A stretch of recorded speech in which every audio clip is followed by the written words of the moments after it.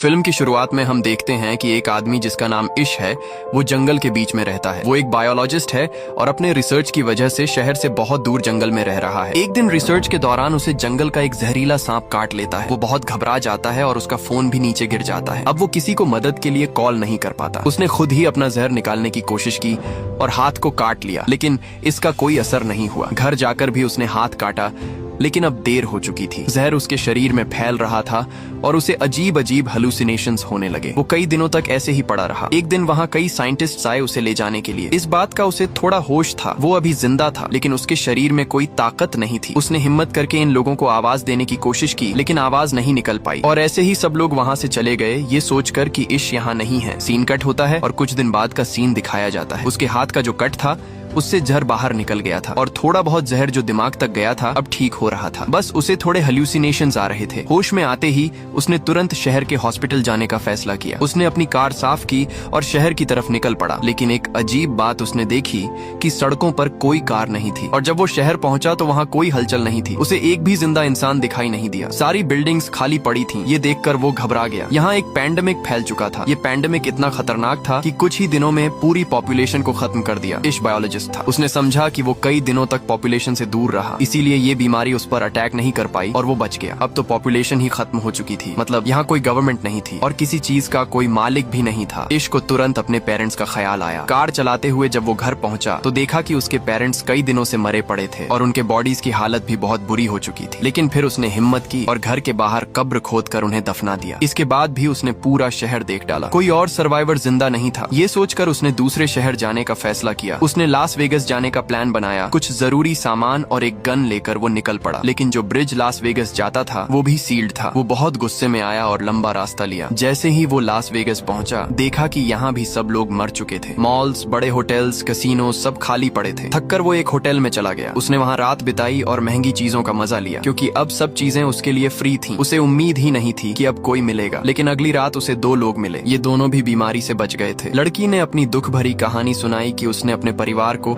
Video call पर मरते देखा है और अब उसके लिए जीने की कोई उम्मीद नहीं बची। वो आदमी भी मरना चाहता था, क्योंकि इतनी अकेली दुनिया में जीना उसके लिए नामुमकिन था। उस रात ये लोग भी इश्क के साथ रुक गए, लेकिन सुबह होते ही इन लोगों की नीयत इश्क को खतरनाक लगी। उस आदमी के पास गन थी और वो चाहता था कि तीनों की मौत आसान हो जाए, लेकिन इश्क जीना चाहता था, इसलिए वो उठकर वहाँ से बाहर निकल गया और उसके पीछे उसे गोलियों की आवाज सुनाई दी। मतलब उन्होंने खुदकुशी कर ली थी। ये हादसा उसे और ज्यादा तोड़ गया। अब उसे साफ लग रहा था कि वो दुनिया में अकेला रह गया है। तेज कार चलाते हुए वो घर लौट आया। रास्ते में एक डॉग उसकी कार के सामने आ गया। वो डॉग भी बिल्कुल अकेला था जैसे इश। इश ने उसे अपना बना लिया और उसे जीने की नई उम्मीद मिल गई। इश ने अपनी जिंदगी नए तरीके से शुरू की। सर्वाइवल बुक्स पढ़ने लगा। खाने पीने की कोई कमी नहीं थी। कमाने की अब जरूरत नहीं थी। हर दिन काम करता और टाउन में घूमता, इस उम्मीद में कि शायद कोई सर्वाइवर मिल जाए, लेकिन हर दिन निराश होकर लौट आता। एक दिन जब वो अपने डॉग के साथ खिड़की पर खड़ा चाय पी रहा था, अचानक उसका डॉग भौंकने लगा। उसे एहसास हुआ कि वहाँ कोई इंसान है। दूर एक घर से स्मोक निकल रहा था, मतलब वहाँ कोई इंसान हो सकता है। वो तुरंत कार निकालकर उस घर की तरफ गया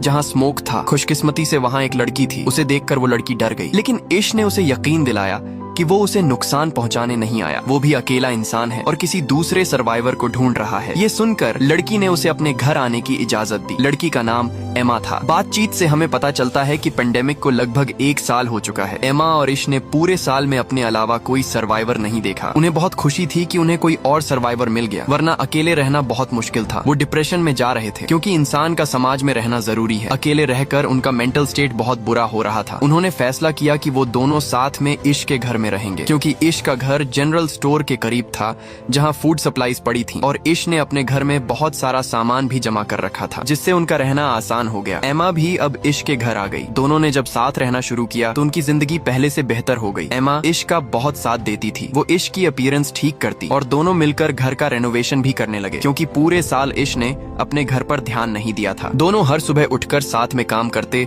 और अपने टारगेट्स पूरे करते। इन दोनों ने ये भी सोचा कि अगर पूरी दुनिया में सिर्फ यही दोनों बचे हैं तो इन्हें पॉपुलेशन भी बढ़ानी चाहिए। पहले ये दोनों का फैसला था, लेकिन जब इश को पता चला कि एमा प्रेग्नेंट है तो वो बहुत डर गया। उसे डर था कि उसके बच्चे इस अजीब दुनिया में सरवाइव कर पाएंगे या नहीं। एमा ने उसे हिम्मत दी कि सब ठीक होगा। इश जो बायोलॉजिस्ट था, उसने बुक्स पढ़कर बच्चे को जन्म देने के तरीके समझने शुरू किए, क्योंकि उसे पता था कि अब ये दोनों अकेले हैं और उन्हें ही ये काम करना पड़ेगा। साथ ही दोनों घर को परफेक्ट बनाने की कोशिश भी कर रहे थे। इश ने सोलर पैनल्स भी लगा लिए थे ताकि घर में इलेक्ट्रिसिटी की कमी ना हो, क्योंकि पेंडेमिक को बहुत वक्त हो चुका था। शहर जंगल जैसा बनने लगा था और जंगल के जानवर अर्बन एरियाज की तरफ आने लगे थे। ये उनके लिए बड़ा खतरा था, इसलिए उन्होंने घर के चारों तरफ फेंस बना लिया और जानवरों से बचने के लिए कुछ वेपन्स भी रख ली। इन लोगों ने खुद भी कई वाइल्ड एनिमल्स पाल लिए थे जिनसे उनकी जरूरतें पूरी हो रही थी। और ये लोग बहुत बिजी भी रहते थे।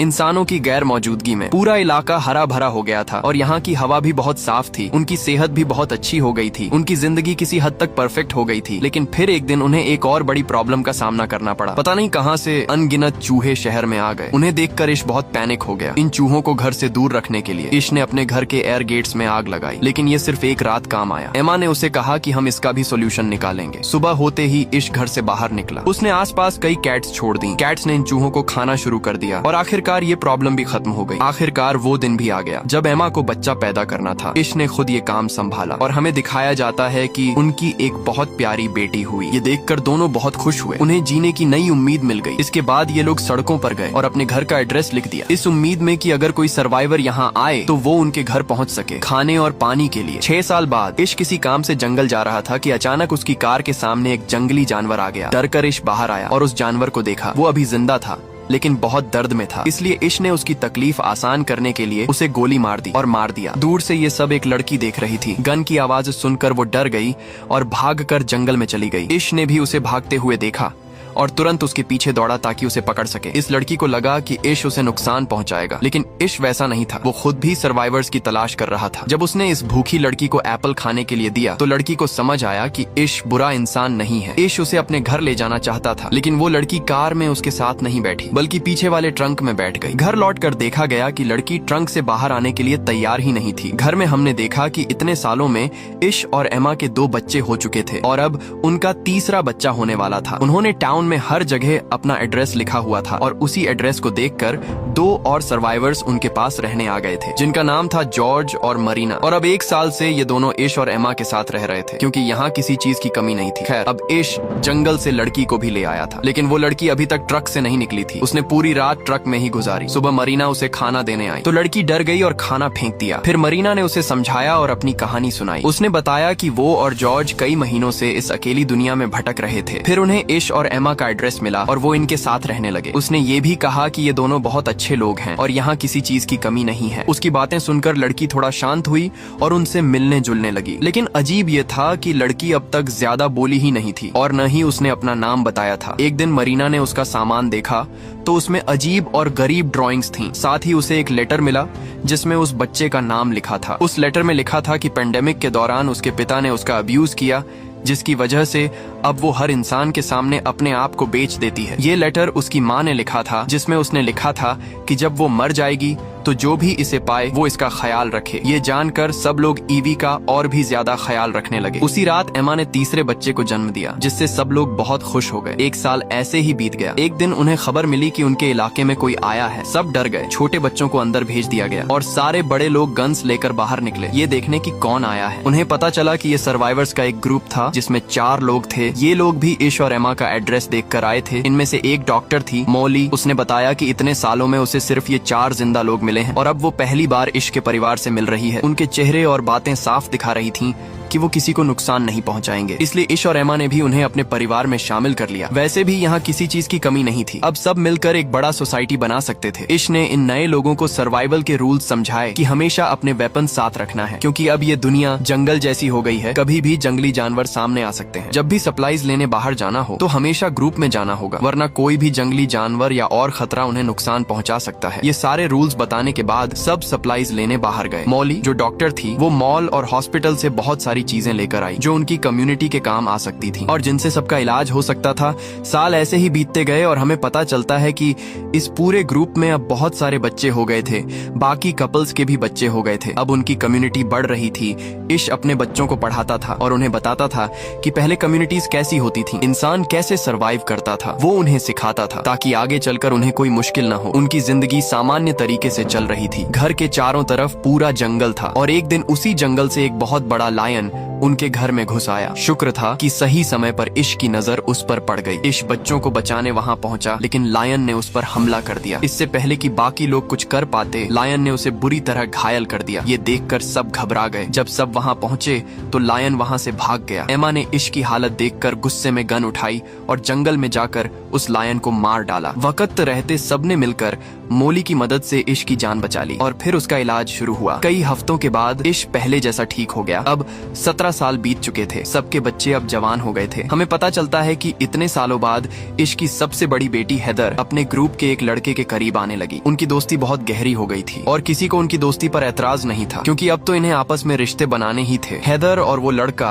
अब इस दुनिया को एक्सप्लोर करना चाहते थे और ये उम्मीद रखते थे कि शायद और सर्वाइवर्स मिल जाएं। इसलिए वो टाउन से बाहर जाना चाहते थे। किसी को भी इसमें ऐतराज नहीं था। सबने उन्हें गन्स और जरूरी चीजें दी और सफर पर भेज दिया। लेकिन उनके जाने के बाद एक और प्रॉब्लम खड़ी हो गई। उनके पास सारे रिसोर्सेज थे, लेकिन अब पानी की कमी सामने आने लगी। डैम पर जाकर उन्हें पता चला कि डैम का पानी खत्म हो रहा है और ये प्रॉब्लम उनके लिए जानलेवा साबित हो सकती थी। कुछ दिन बाद एक और सर्वाइवर्स का ग्रुप उनके इलाके में आया। उनके पास 2 ट्रक्स थे, लेकिन उनके पास पेट्रोल की कमी थी, जिसके लिए वो इश से मांगने आए थे। बदले में उन्होंने कहा कि हम तुम्हारी पानी की प्रॉब्लम सॉल्व कर सकते हैं, क्योंकि हमारे पास ड्रिल मशीन है और जमीन खोदकर अब भी पानी निकाला जा सकता है। इश को ये ऑफर बुरा नहीं लगा। उसने इन लोगों को अपनी कम्युनिटी में रख लिया, लेकिन सबको चेतावनी दी कि सावधान रहना, संभव है ये सर्वाइवर्स खतरनाक हों। फिर दिखाया जाता है कि अब ये लोग इश के घर में ड्रिलिंग कर रहे थे डील के हिसाब से। कई दिनों की मेहनत के बाद आखिरकार पानी निकल आया और सब बहुत खुश हुए। डील पूरी हो गई। इश के लोगों ने उन्हें ऑयल भी दे दिया और उस रात सबने मिलकर सेलिब्रेशन किया। सुबह होते ही इन लोगों को यहाँ से निकलना था, लेकिन इश ने देखा कि इस ग्रुप का लीडर चार्ली रात में चुपके से उनके एक कमरे से बाहर निकल रहा था और बाहर एक आदमी उसे देख रहा था। जब वो जाकर देखता है तो उसे पता चलता है कि उसने ईवी को टॉर्चर किया है। इश ने तुरंत अपनी पूरी कम्युनिटी को इसके बारे में बता दिया। ये सचमुच बहुत खतरनाक था। ईवी ने बताया कि चार्ली कह रहा था कि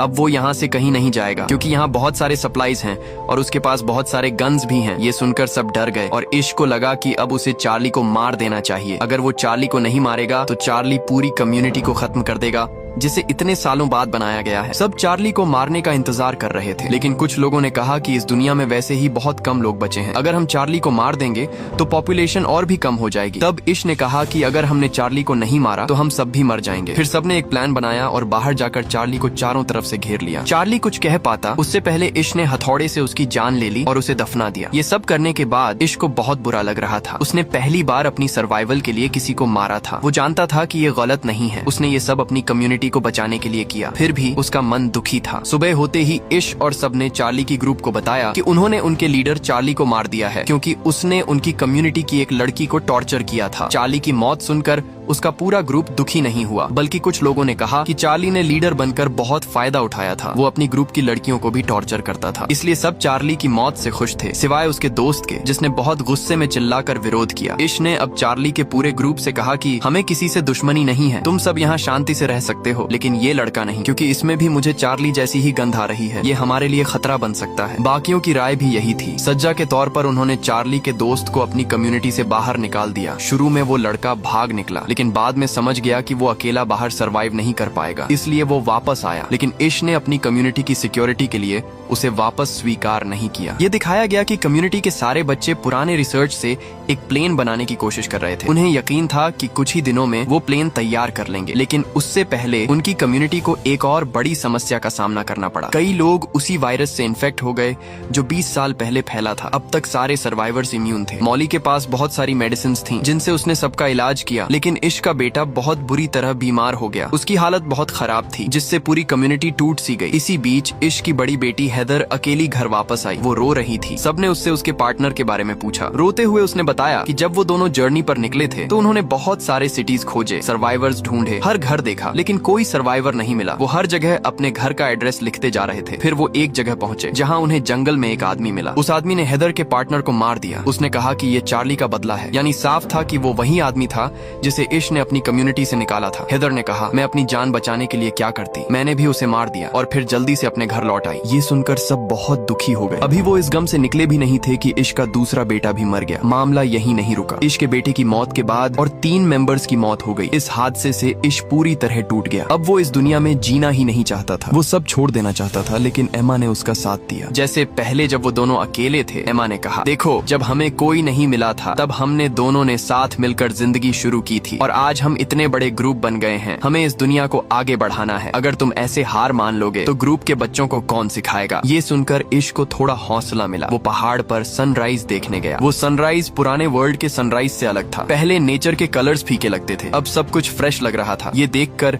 इश को एहसास हुआ कि ये पिछला वर्ल्ड नहीं है, ये एक नया वर्ल्ड है। वो अपने बच्चों को पुराने वर्ल्ड की तरह जीना सिखा रहा था। ये गलत था। अब उसे अपने बच्चों को नए वर्ल्ड में सरवाइव करना सिखाना था। घर लौटकर उसने बच्चों को स्पीच दी। हम अभी तक गलत दिशा में जा रहे थे। हम पुरानी दुनिया की तरह जीने की कोशिश कर रहे थे, लेकिन जब पुरानी दुनिया है ही नहीं तो फिर उसमें सरवाइव करने की ट्रेनिंग क्यों। ये नई दुनिया है और हमें इसके हिसाब से चलना होगा। इश ने कहा, अब से तुम वही सीखोगे जो नेचर तुम्हें सिखाएगा और जो इस दुनिया में सरवाइव करने के लिए जरूरी है। इस दुनिया में उनकी कम्युनिकेशन पूरी तरह बंद हो चुकी थी, इसलिए उन्होंने अपना कम्युनिकेशन नेटवर्क बनाने का फैसला किया। उन्होंने फिर से एक नया रेडियो बनाया जिससे उनकी कम्युनिकेशन मजबूत हुई। इसके बाद इश ने रोज नए सोशल इवेंट्स रखने शुरू किए जिनसे बच्चों को समझ आया कि कैसे इंसान साथ में रहकर सरवाइव करते हैं। अब इश अपने एफर्ट सिर्फ अपने तक नहीं रखता था। उसने कम्युनिटी से बाहर भी अपना सिटी रेनोवेट करना शुरू किया। उसने होटल्स फिर से बनाए, फिर उसने आसपास के सिटीज को भी रिपेयर करने का फैसला किया। फिल्म के पोस्ट क्रेडिट सीन में हमें दिखाया गया कि इश अपने पोते ग्रैंडसन के साथ है। वो उसे यही पूरी कहानी सुना रहा है। वो अपने पोते से कहता है, ये दुनिया अब हमारी जनरेशन की है, अब इसे आगे बढ़ाना तुम्हारा काम है। ये कहते हुए कहानी यहीं खत्म हो जाती है। अगर आपको ये कहानी पसंद आई हो तो वीडियो को लाइक जरूर करना और ऐसे ही आसान और इंटरेस्टिंग एक्सप्लेनेशंस देखने के लिए चैनल को सब्सक्राइब करना मत भूलना। साथ ही बेल आइकॉन भी दबा देना ताकि नई वीडियो की नोटिफिकेशन आपको सबसे पहले मिले।